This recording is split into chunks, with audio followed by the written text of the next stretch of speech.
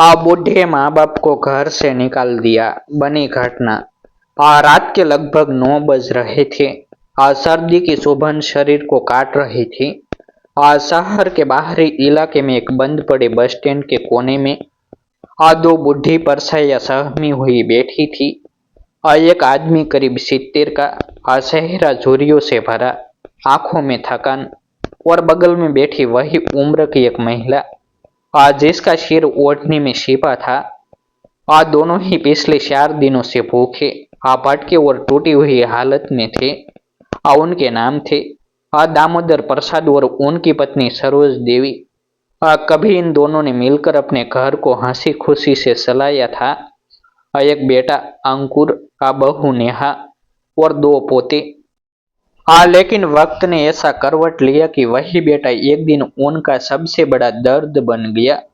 आज वे दोनों यहाँ इस फुटपाथ पर किसी अनजान की रहम के इंतजार में बैठे थे। सरोज देवी धीरे धीरे कांप रही थी। दामोदर, पानी तो दे दो, गला सूख रहा है, उन्होंने कमजोर आवाज में कहा। दामोदर ने अपनी फटी हुई जेब से आधी बोतल निकाली, जिसे वे दिन भर बसा कर रखे हुए थे। लो, थोड़ा सा ही बसा है, धीरे पीना। उन्होंने बोतल सरोज के हाथ में दी। सरोज के होंठ कांपते हुए पानी को छू भी नहीं पा रहे थे। घर की बहुत याद आ रही है दामोदर। उनकी आवाज रोंध गई। दामोदर ने सिर झुका लिया। याद तो उसे भी आ रही थी। वो आंगन, वो तुलसी सोरा, वह साई की सुगंध, पोतों की तोतली बोली। पर अब सिर्फ यादें थी। वापस जाने की कोई जगह नहीं बसी थी। उसी घर में, वही कमरा, लेकिन माहौल बिल्कुल अलग था। अंकुर ने घर में कदम रखते ही चिल्लाया, पापा, आखिर कब तक आपको समझाऊं? हम छोटे से घर में रहते हैं, आप दोनों को संभालना मुश्किल हो रहा है, खर्चा भी बढ़ रहा है। आज सरोज बोल पड़ी थी, बेटा, हमने कब तुझसे कुछ मांगा, बस रहने की जगह तो दे दो। और नेहा ने तब ताना मारा था, माँ जी, रहने की जगह चाहिए तो किसी वृद्धाश्रम में क्यों नहीं रहते, हमें भी अपनी जिंदगी जीने दो। यह सुनते ही दामोदर को लगा जैसे किसी ने उनके वर्षों के त्याग पर तेज धार चला दी हो। उन्होंने धीमी आवाज में कहा, बहू, हम बोझ नहीं है। नेहा हंसी, अजी वाह, बोझ ही तो हो। ना कमाते हो, ना कुछ करते हो, हर समय बीमारी, दवा, परेशानी। अंकुर ने एक झटके से बैग उठाया और कहा, बस, अब ये रोज रोज की किसकिस नहीं होगी, आज ही निकलो घर से, अभी। सरोज जैसे किसी ने उनकी आत्मा निकाल ली हो। बेटा, हम कहाँ जाएंगे? लेकिन जवाब खामोशी और दरवाजा था। उसी शाम दोनों को घर से निकाल दिया गया। उनके हाथ में सिर्फ एक छोटी थैली थी, कुछ कपड़े और पुरानी दवाइयाँ। दोनों बूढ़े दंपति भूख से कमजोर हो चुके थे। किसी ने उन्हें पानी दिया, किसी ने 2 बिस्कुट, लेकिन पेट तो भूख में ही चिल्ला रहा था। इसी बीच शहर की सड़कों पर नाइट पेट्रोलिंग करती हुई 2 पुलिस बाइकें आकर रुकी। उतरने वाले थे इंस्पेक्टर अमरीश सिंह और कांस्टेबल दीपक चौहान। दोनों अपने सख्त स्वभाव और साफ दिल के लिए जाने जाते थे। दीपक ने दूर से ही दोनों बुजुर्गों को कांपते देखा और बोला, साहब, देखिए उधर, कोई परेशानी लग रही है। अमरीश ने तुरंत वहां जाकर पूछा, बाबा जी, क्या हुआ? यहाँ क्यों बैठे हैं इस ठंड में? दामोदर ने उठने की कोशिश की, लेकिन पैर जवाब दे चुके थे। हम कहीं नहीं जा सकते बेटा, घर से निकाल दिया। यह सुनते ही दोनों पुलिस वालों की आंखें भर आई। सरोज ने कांपती आवाज में कहा, 4 दिन से भूखे हैं बेटा, थोड़ा पानी मिला था, वहीं से गुजारा। अमरीश ने बिना सोचे समझे अपना जैकेट दामोदर के कंधे पर डाल दिया। आप हमारे माता पिता जैसे हैं। आज जिस दिन हम आपकी मदद न कर पाए, उस दिन हमारा वर्दी पहनना बेकार हो जाएगा। दीपक ने तुरंत अपनी बाइक के बगल में रखा टिफिन निकाला। माँ जी, थोड़ा खा लीजिए। पूरे दिन का खाना बसा हुआ है। घर नहीं जा सका था, अब काम आ गया। सरोज थाली को देखते ही रो पड़ी। बाबा, थाली नहीं, सम्मान परोसा है आपने। दीपक भी भावुक हो गया। आप खाना खाइए, हम और लेकर आते हैं। दोनों ने इतना धीरे धीरे खाना खाया और जैसे पहली बार किसी ने प्यार से खिलाया हो। खाने के बाद अमरीश ने पूछा, बाबा, क्या आप अपने घर वापस जाना चाहते हैं? दामोदर ने दर्द से मुस्कुरा कर कहा, नहीं बेटा, वहां अब हमारे लिए कोई जगह नहीं बसी।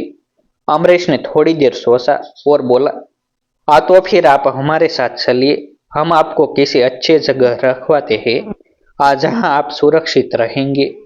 सरोज ने डरते हुए पूछा, वृद्धाश्रम? अमरीश की आवाज बेहद नरम थी। नहीं माँ जी, अनाथाश्रम नहीं, जीवन सहारा वृद्धाश्रम बहुत अच्छा है। वहाँ आपकी पूरी देखभाल होगी। लेकिन यह अंतिम फैसला आप दोनों का होगा। सरोज ने दामोदर का हाथ पकड़ लिया। चलो दामोदर, शायद यही भगवान भेज रहा है हमें। दामोदर ने सिर हिलाया। चलते हैं बेटा, जहाँ इज्जत हो वहीं घर होता है। दोनों पुलिसकर्मियों ने उन्हें बाइक पर बिठाया। ठंडी हवा के बीच वह सफर जैसे जिंदगी नई शुरुआत दे रही हो। लेकिन कहानी यहीं खत्म नहीं थी। वृद्धाश्रम पहुंचने के बाद एक नया मोड़ उनका इंतजार कर रहा था। एक ऐसा मोड़ जो बेटे बहू के सारे सच को उजागर कर देता है और पूरी शहर को हिला देता है। अमरीश सिंह बाइक रोककर जीवन सहारा वृद्धाश्रम के बाहर खड़े थे। आज सामने एक साफ सुथरी बड़ी इमारत, आज इसमें रोशनी की गर्माहट और अंदर से आती भजन की मधुर धुन मानो दिल को सुकून दे रही थी। दरवाजा खुला और आश्रम की मैनेजर सुशीला मैडम बाहर आई। अरे अमरीश जी, इतनी रात को? अमरीश मुस्कुराए। दो लोग मिले हैं मैडम, जिन्हें सिर्फ एक सुरक्षित घर चाहिए। सुशीला मैडम ने जैसे ही दामोदर और सरोज को देखा, उनका दिल पिघल गया। आइए माताजी, पिताजी, किसकी मजबूरी ने आपको यहाँ भेजा है?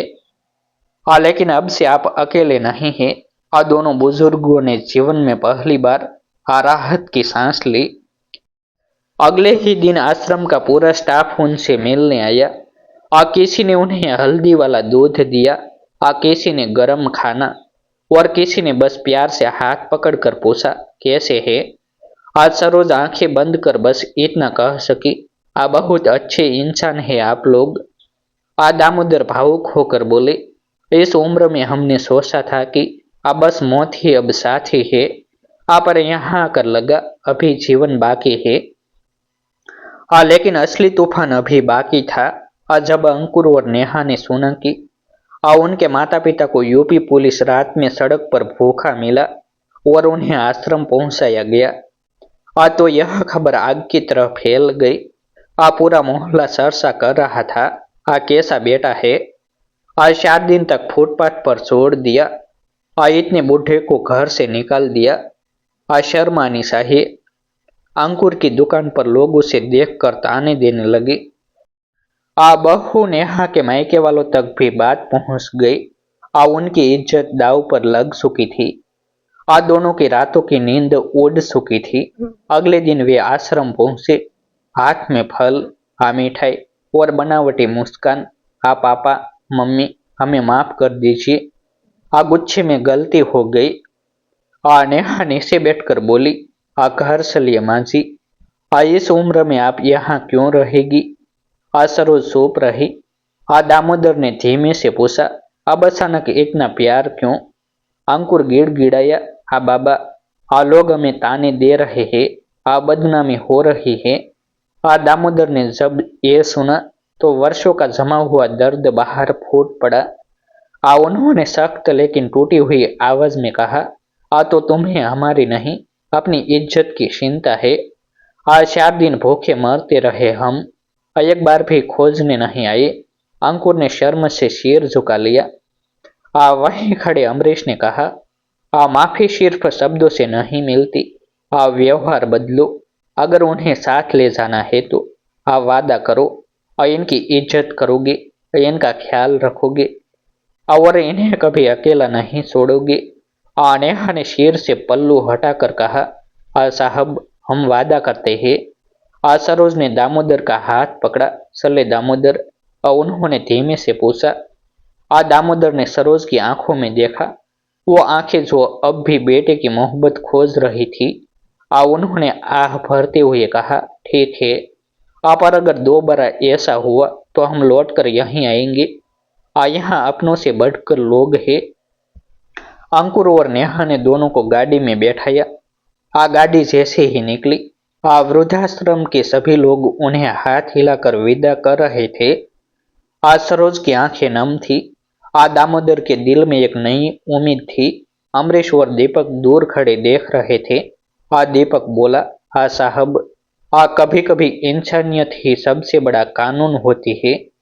अमरीश मुस्कुराए, हाँ दीपक, और आज हमने वही निभाया है। आज ऐसे ही नए नए वीडियो देखने के लिए हमारे यूट्यूब चैनल सब्सक्राइब करें और वीडियो को लाइक करें।